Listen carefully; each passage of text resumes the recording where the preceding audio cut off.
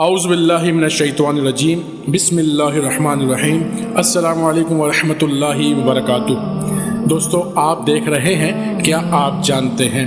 دوستو آج میں جو ویڈیو لے کر آپ کے لیے حاضر ہوا ہوں یہ آپ کے لیے بہت زیادہ مفید اور اہمیت کی حامل ہونے والی ہے، کیونکہ آج اس ویڈیو میں آپ کو جس شخصیت کے بارے میں بتاؤں گا وہ کوئی چھوٹی موٹی شخصیت نہیں بلکہ شہنشاہ سندھ والی سندھ اگر کہا جائے تو غلط نہ ہوگا۔ جی ہاں، میری مراد شہنشاہ سندھ والی سندھ سیدنا سرکار سید عبداللہ شاہ غازی رضی اللہ تعالیٰ عنہ کی ذات اقدس کے حوالے سے ہے کہ آپ کہاں پیدا ہوئے، آپ کی شہادت کب ہوئی، آپ کا شجر نسب مولا علی اور سرکار دو عالم سے کہاں جا کر ملتا ہے، آپ حسنی حسینی سید ہیں تو کیسے ہیں، اور دیگر معاملات جو آپ کے بارے میں اہم ہیں انشاءاللہ اس ویڈیو میں آپ کو آج بتاؤں گا۔ یقیناً یہ ویڈیو تھوڑی سی لمبی ہونے والی ہے، لیکن یقین مانیے کہ یہ ویڈیو آپ کے لیے بہت زیادہ علم کی حامل ہوگی اور بہت زیادہ مفید ہوگی۔ لیکن میں آپ سے گزارش کروں گا کہ پہلے آپ ہمارے چینل کو سبسکرائب کر لیجئے، ساتھ دیے گئے بیل آئیکن کو لازمی پریس کر دیجئے تاکہ آپ کو ہر آنے والی نئی ویڈیو کا نوٹیفیکیشن سب سے پہلے مل سکے۔ اور میں شکریہ کروں گا ان دوستوں کا کہ جنہوں نے ہمارے اس چینل کو پہلے ہی سبسکرائب کیا ہوا ہے۔ لیکن دوستو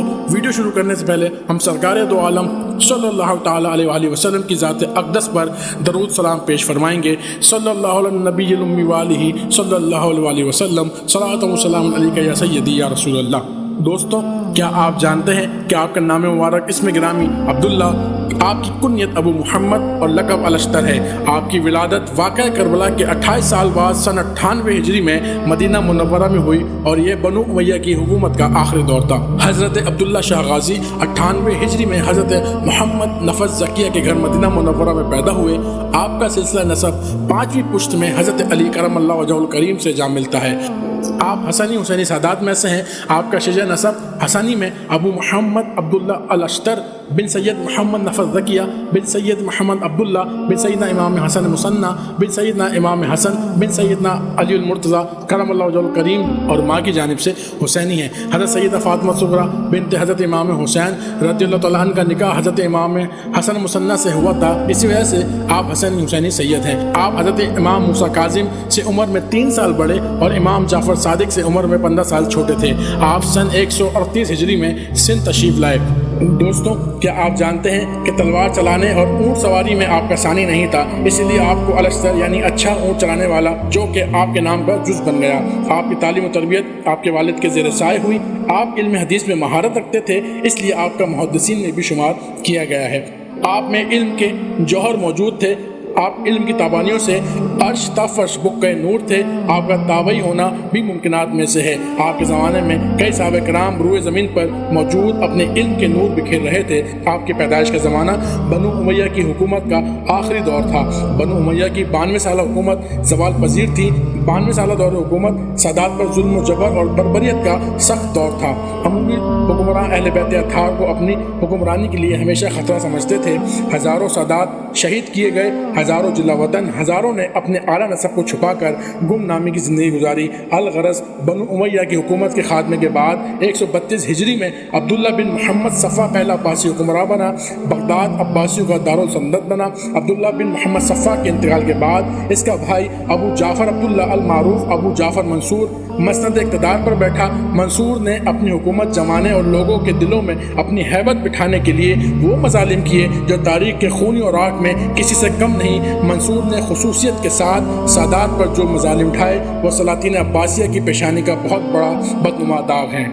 دوستوں کیا آپ جانتے ہیں کہ 138 ہجری میں حضرت عبداللہ شاہ غازی کے والد محترم حضرت محمد نفس زکیہ نے نظام رسالت و خلافت راشدہ کی بحالی کے لیے تحریک کا آغاز کیا، جس تاریخ میں الفی تحریک کے نام سے جانا جاتا ہے۔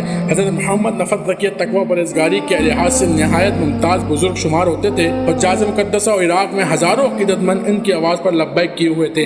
حضرت امام مالک رحمۃ اللہ تعالی نے آپ کی حمایت میں فتویٰ جاری کیا۔ 14 رمضان المبارک 145 ہجری میں مدینہ منورہ کے شمال میں جبل الصلاح کے قریب عباسی فوج کا مقابلہ کرتے ہوئے شہید ہوئے۔ نفس زکیہ بہت شجاع، فن حرب کے ماہر، طاقتور تھے۔ ایک بڑی فوج سے مقابلہ کیا۔ حضرت محمد نفس زکیہ نے اپنے بیٹے عبداللہ الاشتر کو سندھ اور بھائی حضرت سید ابراہیم کو بصرہ کی جانب روانہ کر دیا تھا۔ بصرہ میں سید ابراہیم کے ہاتھ پر ہزاروں لوگوں نے بیعت کی۔ بصرہ میں قیام کے دوران سید ابراہیم نے بڑی قوت حاصل کر لی اور آپ بصرہ سے کوفہ منتقل ہو گئے۔ کوفہ میں 1 لاکھ افراد آپ کے جھنڈے تلے جمع ہو گئے۔ بڑے بڑے علماء فقہا نے آپ کا ساتھ دیا، بالخصوص امام اعظم ابو حنیفہ۔ حضرت نعمان بن ثابت رضی اللہ تعالیٰ عنہ نے بھی ان کی حمایت و مالی مدد کی۔ جنگ میں بعض مجبوریوں کی وجہ سے شریک نہ ہو سکے، جس کا امام اعظم ابو حنیفہ کو آخری وقت تک افسوس رہا، اور حضرت سید ابراہیم کو بھی منصور کے مقابلے میں شکست ہوئی اور سید ابراہیم شہید کر دیے گئے۔ انا للہ و انا الیہ راجعون۔ منصور نے جنگ سے فارغ ہو کر ان لوگوں کی خبر لی جنہوں نے ان کے خلاف خروج میں کسی بھی طرح کا تعاون کیا تھا، ان کے ساتھ سختی سے پیش آیا۔ کئی افراد کو قتل اور کئی کو قید و بند کی سزائیں اور کئی کو کوڑے مارے، جن میں امام اعظم ابو حنیفہ نعمان بن ثابت رضی اللہ تعالیٰ عنہ بھی شامل تھے۔ بعد ازاں ابو جعفر منصور نے امام اعظم ابو حنیفہ کو قید میں زہر دے کر شہید کروا دیا۔ حضرت عبداللہ شاہ غازی کوفے سے ہوتے ہوئے سندھ میں ایک تاجر کی حیثیت سے پہنچ چکے تھے۔ اس وقت سندھ میں گورنر عمر بن حفص تھا، جو سادات سے بڑی عقیدت رکھتا تھا۔ اگرچہ آپ کے والد نے آپ کو خلافت علوی کی نقیب کے طور پر سندھ بھیجا تھا، مگر آپ نے اپنی زیادہ تر توجہ تبلیغ اسلام کی جانب مرکوز رکھی۔ مگر ایک دن موقع پا کر آپ کے ایک ساتھی نے گورنر سندھ حفص کو سادات کی حکومت کے قیام میں مدد کی دعوت دی، جسے گورنر نے فوراً قبول کر لیا۔ کچھ دنوں بعد بغداد سے ایک تاجر بحری جہاز کے ذریعے سندھ پہنچا، جو اپنے ہمراہ گورنر کی بیوی کا خط گورنر کے لیے لایا تھا، جس میں اس کی بیوی نے لکھا تھا کہ سید محمد نفذ زکیہ اور ان کے بھائی سید ابراہیم عباسیوں کے ہاتھوں شہید ہو چکے ہیں۔ گورنر وہ خط حضرت عبداللہ شاہ الشتر غازی کے پاس لے کر گیا اور ان سے ان کے والد چچا کی شہادت پر تعزیت و افسوس کا اظہار کیا۔ خط و حالات سن کر آپ غمگین ہوئے، تو اس موقع پر عمر بن حفص نے آپ کو حوصلہ دیتے ہوئے کہا کہ آپ رنجیدہ نہ ہوں، میں آپ کو یہاں ایک ہندو راجا کے پاس بھیج دیتا ہوں، جو کہ اگرچہ اپنے ہندو نظریے پر قائم ہے، مگر رسول اللہ صلی اللہ تعالیٰ علیہ وسلم اور ان کی آل کا بے حد احترام کرتا ہے، اور وہ آپ کو بڑے احترام سے رکھے گا، اور وہ خود مختار ہے، اس لیے حکمران اسے کسی بات پر مجبور نہیں کرے گا۔ الغرض گورنر سندھ کی مدد سے ساحلی ریاست ممکنہ طور پر ساکرندی کے قریب جانے کا فیصلہ کیا۔ راجا نے آپ کو خوش آمدید کہا اور انتہائی عزت و احترام کے ساتھ پیش آیا اور آپ کے مشن میں شریک سفر ہو گیا۔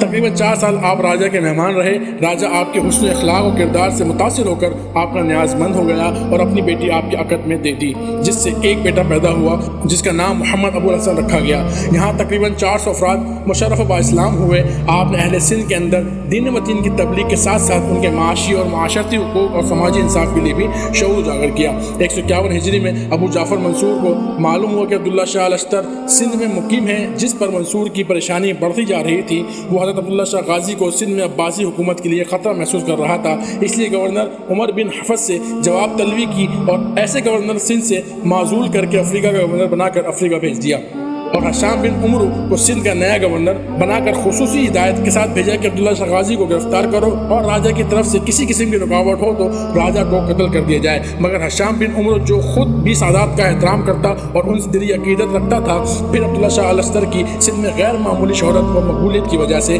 نئے گورنر حشام بن عمرو انہیں گرفتار کرنے میں تردد کا شکار رہا۔ مختلف ہیلوں اور بہانوں سے عبداللہ شاہ غازی کی گرفتاری سے متعلق ابو جعفر منصور کو ٹالتا رہا۔ انہی دنوں میں سندھ کے ایک اور علاقے میں بغاوت ہوئی، جو کہ عبداللہ شاہ غازی کے قیام کے قریب کا علاقہ تھا۔ گورنر حشام بن عمرو نے اپنے بھائی صفی بن عمرو کو اس بغاوت کو چلنے کے لیے بھیجا۔ حضرت عبداللہ شاہ غازی بم و مریدوں کے سیر و شکار پر نکلے ہوئے تھے۔ صفی بن عمرو لشکروں کے ہمراہ اس علاقے میں ٹھہرا ہوا تھا۔ دور سے عبداللہ شاہ غازی کی سواریوں سے اٹھنے والی گرد سے اس سے دل میں خوف پیدا ہوا کہ دشمن کا لشکر آ رہا ہے۔ سپاہیوں کو حکم دیا کہ لڑائی کے لیے تیار ہو جاؤ۔ جب حضرت عبداللہ شاہ غازی قافلے کے قریب آئے تو لشکریوں نے آپ کو پہچان لیا اور صفی کو بتایا کہ یہ تو حضرت عبداللہ شاہ غازی الشتر ہیں، اہل بیت کے خاندان سے ہیں۔ سابقہ گورنر عمرو بن حفص نے ان کے ہاتھ پر بیعت کی ہے اور موجودہ گورنر حشام بن عمرو بھی ان کی عقیدت مندوں میں سے ہے اور یہاں شکار کی غرض سے آتے رہتے ہیں۔ مگر صفی نے اپنے لوگوں کی باتوں پر دھیان نہیں دیا۔ اس نے حضرت عبداللہ شاہ غازی سے گرفتاری دینے یا جنگ کے لیے پیغام دیا۔ آپ جنگ کے لیے تیار نہ تھے۔ صفی، جو اہل بیت کے شہزادوں کی تلوار بازی کو اچھی طرح جانتا تھا، صفی نے اپنے لشکر کے ساتھ آپ پر حملہ کر دیا۔ آپ اپنے 9 ساتھیوں کے ہمراہ تھے۔ دونوں فریقین آمنے سامنے ہوئے۔ آپ نے بڑی جمع مردی کے ساتھ ایک بڑے لشکر کا مقابلہ کیا۔ باوجود اس کے مقابل ایک فوجی لشکر تھا، مگر آپ کے مختصر لشکر کے سامنے ان کو آنے کی طاقت نہیں رکھتا تھا۔ مقابل لشکر نے ایک ساتھ آپ پر حملہ کیا۔ آپ زخمی ہوئے۔ شاہی لشکر کے لوگ میدان چھوڑ کر بھاگ رہے تھے کہ ایک ظالم نے پیچھے سے تلوار کا وار کر کے آپ کو شہید کر دیا۔ انا للہ و انا الیہ راجعون۔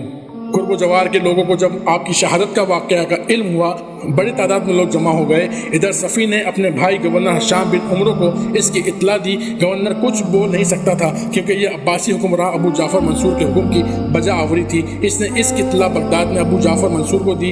ادھر آپ کے مریدوں نے آپ کے جسد مبارک کو چھپا کر دور ایک اونچی پہاڑی پر لے گئے اور اسی پہاڑی پر آپ کو سپرد خاک کر دیا گیا۔ یہ پہاڑی کراچی کے کلفٹن کی پہاڑی ہے۔ اس وقت یہ ایک مچھیروں کی چھوٹی سی بستی ہوا کرتی تھی، کئی میل کوئی آبادی نہیں تھی۔ ایک روایت یہ بھی ہے کہ آپ کا سر مبارک کو تن سے جدا کر کے بغداد ابو جعفر منصور کے دربار میں بھیجا گیا، پھر بغداد سے مدینہ منورہ میں جنت البقیع میں مدفن کیا گیا۔ آپ کی شہادت کے بعد ابو جعفر منصور کو یہ خدشہ تھا کہ لوگ آپ کے صاحبزادے محمد ابو الحسن کو آپ کا جانشین نہ بنا لیں، جو آپ کے سسر راجہ صاحب کے پاس اپنی والدہ صاحبہ کے ہمراہ مقیم تھا۔ ہشام بن عمرو نے 151 ہجری میں ہی راجہ صاحب کی ریاست پر حملہ کر دیا۔ خون ریزی مارکہ آرائی میں راجہ کو قتل اور ریاست پر قبضہ کر لیا اور آپ کی اہلیہ محترمہ اور بیٹے کو پہلے بغداد پھر مدینہ منورہ بھجوا دیا گیا۔ حضرت عبداللہ شاہ غازی کا مزار کئی سو سال تک جیسے مریدوں نے درختوں کی لکڑیوں پر پتوں سے بنایا ہوا تھا۔ مریدین آپ کی قبر کے قریب ہی رہتے کہ کہیں عباسی سرکاری اہلکار جسم اطہر کو قبر سے نکال کر بغداد نہ لے جائیں یا نامعلوم مقام پر منتقل نہ کر دیں۔ مریدوں کو سب سے زیادہ دقت یہ پیش آتی کہ وہاں پینے کا میٹھا پانی میسر نہیں تھا۔ سمندری زمین پر پہاڑی جہاں میٹھے پانی کا ہونا ناممکن تھا، مریدوں کی دعا سے حضرت عبداللہ شاہ غازی کے صدقے پہاڑی کے نیچے سے میٹھے پانی کا چشمہ جاری ہوا، جو آج بھی جاری و ساری ہے۔ یہ عبداللہ شاہ غازی رضی اللہ عنہ کی کرامت میں سے ایک ہے۔ دوستوں، کیا آپ جانتے ہیں کہ آپ کا عرس مبارک ہر سال ماہ ذی الحجہ کی 20، 21، 22 تاریخ کو بڑی عقیدت و احترام کے ساتھ منایا جاتا ہے، اور سندھ سے ہی نہیں بلکہ دنیا بھر سے لوگ اپنی عقیدت کے اظہار کے لیے آپ کے مزار اقدس پر حاضر ہو کر شاندار ہدیہ تبرک پیش کرتے ہیں۔ آپ کے مزار پر آنے والے زائرین میں ہر مذہب کے افراد شامل ہوتے ہیں۔ زائرین کا کہنا ہے کہ انہیں یہاں آ کر دل کو تقویت ملتی ہے اور مرادیں پوری ہوتی ہیں۔ حضرت عبداللہ شاہ غازی کی ایک کرامت سمندر قریب مزار کے نیچے میٹھے پانی کا چشمہ ہے، جو آپ کے چلہ گاہ میں بھی موجود ہے۔ لوگ دور دور سے آتے ہیں اور یہ پانی پی کر شفا یاب ہوتے ہیں۔ دوستوں، عباسی دور حکومت کے زمانے جنگ میں حضرت عبداللہ شاہ غازی کو سن 151 ہجری میں شہید کر دیا گیا۔ آپ کے خادمین اور عقیدت مندوں نے آپ کو یہاں موجود پہاڑی پر دفن کر دیا گیا، جہاں آج بھی آپ کا مزار انوار موجود ہے۔ دوستوں، اگر آپ کو ہماری ویڈیو پسند آئی ہے تو ہمارے چینل کو لازمی سبسکرائب کیجئے، ساتھ دیے گئے بیل آئیکن کو لازمی پریس کیجئے تاکہ آپ کو ہر نئے آنے والی ویڈیو کا نوٹیفیکیشن مل سکے، اور دوستوں کے ساتھ شیئر کرنا نہ بھولیے گا اور کامنٹ میں اپنی رائے ضرور دیجیے گا۔ انشاءاللہ ایک نئی ویڈیو کے ساتھ حاضر ہوں گے۔ اپنا بہت زیادہ خیال رکھیے گا۔ السلام علیکم ورحمۃ اللہ وبرکاتہ۔